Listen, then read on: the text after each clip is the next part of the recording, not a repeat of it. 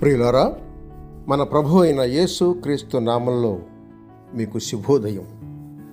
ఆయనను గూర్చి అనుదిన ఆత్మీయ ఆహారం, జూలై 29 మంగళవారం. నేటి మన ధ్యాన లేఖనం తెస్సలోనికయులకు రాసిన 2వ పత్రిక 2వ అధ్యాయం 3వ వచనం. మొదట భ్రష్టత్వము సంభవించి నాశనపుత్రుడుగు పాపపురుషుడు బయలుపడితేనే గాని ఆ దినము రాదు. వ్యాఖ్యాన అంశం: రక్షణ మీ చేతుల్లోనే ఉంది. వ్యాఖ్యాన అంశం: రక్షణ మీ చేతుల్లోనే ఉంది. వ్యాఖ్యానం: దుర్దినాలు రానయున్నాయి, వాటిలో ఇప్పుడు ప్రవేశించాం.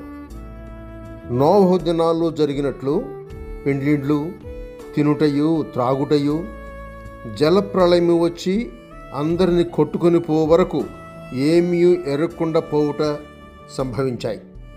అంతటితో ఆ జలప్రళయం వచ్చి ఓడలో లేని వారందరినీ కొట్టుకొని పోయింది. లోతు దినాల్లో జరిగినట్టు ఇప్పుడు జరుగుతోంది. కట్టుట, వ్యాపారం చేయుట, అదే సమయంలో సువార్తకు పెడచెవినిచ్చుట మొదలైనవి సంభవిస్తున్నాయి. వీటితో కూడా భ్రష్టత్వం సంభవిస్తుంది. క్రైస్తవ విశ్వాసాన్ని విడిచిపెట్టిన కొందరు దయ్యముల బోధయందు లక్ష్యముంచి విశ్వాస భ్రష్టులగుదరు అని తెలుస్తోంది. తిమోతికి వ్రాసిన మొదటి పత్రిక 4వ అధ్యాయం 1, 2, 3 వచనాలు చదవండి. ఇంకొకటి, క్షణంలో రెప్పపాటున క్రీస్తును అంగీకరించిన వారు లోకంలో నుండి అదృశ్యమవుతారు. అంతటా లోకానికి ఉప్పుగా ఉండేది పోయినట్టు, వెలుగైన వారు పోయి కట్టిక చీకటి లోకాన్ని కమ్ముకొన్నట్టు, గురుగులే గాని గోధుమలు మిగులకుండా పోయినట్టు ఉంటుంది. కనుక అడ్డులేక పాప పురుషుడు బయలుపడి తన ధర్మ విరోధమైన సేవ జరపటానికి ఆరంభించి లోకం యొక్క కడపటి 7 సంవత్సరాలను ఆచరణలోకి తీసుకొస్తాడు.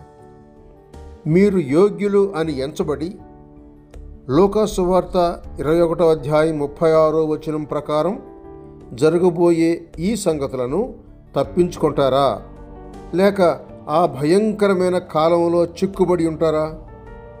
తీర్మానం మీదే. రక్షణ మీ చేతుల్లోనే ఉంది. ఆ కాలం వచ్చే వరకు ఉంటారా? అది చెప్పలేం. కావున క్రీస్తును నమ్మి ఆయన వలన నేడే రక్షణకై యోగ్యులు అని పేరు ప్రాప్తములను పొంది కొలస్సీలకు రాసిన పత్రిక 1వ అధ్యాయం 12వ వచనం చొప్పున ఆనందించండి. సహోదరుడు సైలస్ ఫాక్స్. శుభములతో వందనాలు.